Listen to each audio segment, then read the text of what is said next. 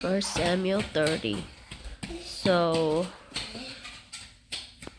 I guess Ziklag, I think, was the town that Achish gave David. And I noticed this a few days ago. There's this word Negev. Like, I think it means Israelites, but I'm not sure. From context, it sounded like Israelites. But so what happened was the Amalekites raided the city and burned it. And when his men found it, they were wept bitterly.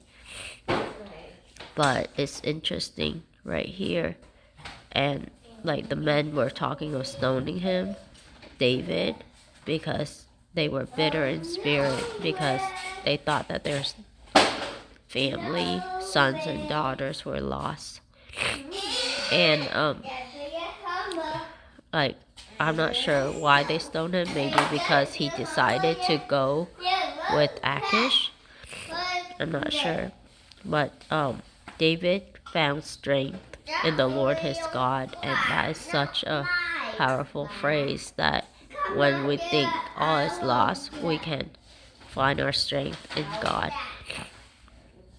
And then and David inquired of the Lord.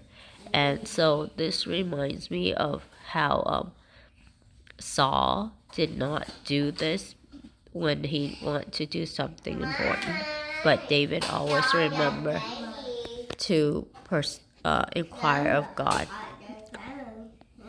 So they met an Egyptian, and David helped him and found out that he was the one to help them find the Amalekites.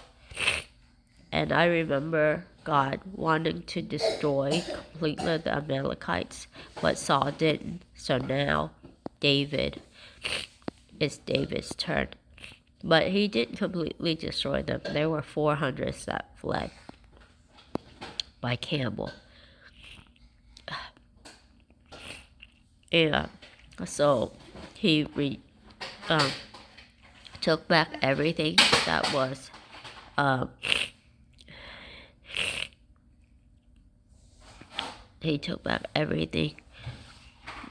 stolen from him. And then before that, out of the 600 men that were with David, 200 got too wary, so they couldn't go. And it actually said that there are evil men and troublemaker among David's followers, and they wanted to cause division. They didn't want to give the plunder with the people who didn't go up to fight.